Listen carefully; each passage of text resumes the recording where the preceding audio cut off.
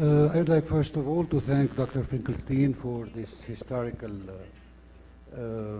facts that he told us today. And it seems to me that he's really aware of his subject when it comes to the Israeli-Palestinian conflict. However, when it comes to Egypt, he's totally unaware of the facts of events that happened there. And I would really, if I may permit myself to say that he should really stick to his field of expertise and not to go to other areas that he's really not aware of.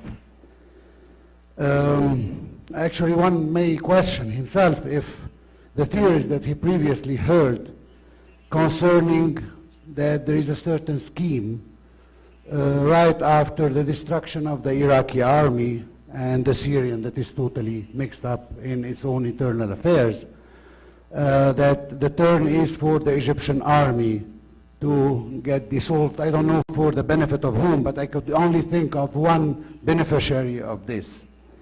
And I could say that once again that I'm compelled to refute the attitude of the coup. That doesn't mean that I am not accepting the fact that there was a certain military intervention in Egypt. I mean, I would be a liar if I would say something else. However, having said that, but the idea of always wanting to involve Egypt in many other areas that are outside of its own problems have to me, I mean, for me, represent 2 points of view, or one of 2 points of view. Either the wish of the destruction of the Egyptian army by always imposing a certain point of view that there is a coup in Egypt and this army shouldn't have intervened. Although it was accepted totally at the time of Mubarak, it's the same position, that the Egyptian army belongs to the Egyptians and it will never draw a bullet towards the Egyptian people. This is what happens at the time of Mubarak, but everybody was okay with it then, and this is what happened now with President Morsi when they also refused to shoot the people. We had over 20 million people in the street, and this would actually support the second point of view, which says that the international community, especially those who wanted to call it a coup, wanted to see a bloodbath in Egypt between the people who wanted to ratify the trajectory of the revolution and the supporters of the Muslim Brotherhood. We have around 20 million on one side, a few millions on the other side, and that would lead us to a bloodbath in a country that is consisting of 95 million persons. And at this point, the international community, and maybe you yourself, Mr. Finkelstein, would ask at this point, where is the army of Egypt? Why it's not stopping the bloodshed that is happening in the streets of Cairo? And I don't know if you would do that or would still ask the army not to intervene. Once again, I have to repeat that the army of Egypt is working based on our demands and our requests. We asked the army what to do, and they did the task according to the millions that went in the street. Maybe you saw one part of the story, but you didn't see the rest of it. The rest of it, the millions that were in the street, that you choose not to see them. It happens that I did and do follow events in Egypt quite closely, and fortunately they didn't take place a long time ago.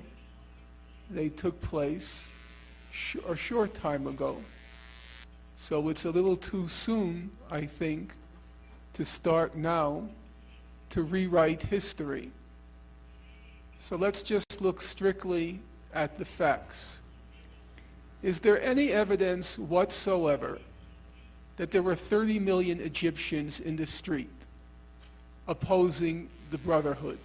Is there any evidence? Yes, that's what the supporters of the coup claimed, but then there were many people using satellite photographs who then examined experts in crowd sizes. They looked at the Google Maps, they looked at the size of Tahrir Square, they examined the other demonstrations, and the conclusions were reached that there were a maximum of 3 million people in the streets and probably closer to 1 million. The figures of 33 million, 20 million, this was all sheer, complete, total fantasy and fraud. It just didn't happen that way. Now, let's say you disagree with me. You claim there were 22 million, there were 30 million, 35 million. There was a very easy way to resolve this question. 6 months after the coup, there were supposed to be parliamentary elections. The parliamentary elections would have allowed, if the opposition won, it would have allowed to change the Constitution. It would have allowed to put serious limits on Mr. Morsi. Why didn't they wait for the parliamentary election? That's called democracy. That's called the rule of law. There was an easy available option to test which side had more support among the people. It's called the ballot box. It's called voting. Why didn't they wait? It was 6 months away, the parliamentary elections. Well, an explanation was just given. The explanation was the army wanted to prevent a bloodbath in the streets. Now that's kind of funny. You really have to laugh at that. Beginning July 8th, the army committed a succession of bloodbaths against the Muslim Brotherhood. The figure is, on July 8th they committed a bloodbath, they committed a second bloodbath at the end of July, and then they committed a series of bloodbaths in the middle of August. Probably 2,000 to 3,000, on August 14th, 2,000 to 3,000 unarmed Egyptian protesters were slaughtered in the streets in a bloodbath. So yes, unarmed, nonviolent, civil protesters were slaughtered in the streets in a succession of bloodbaths. So now what are we told? We couldn't wait for a democratic election because the army had to prevent a bloodbath. What happened was the army committed the bloodbath.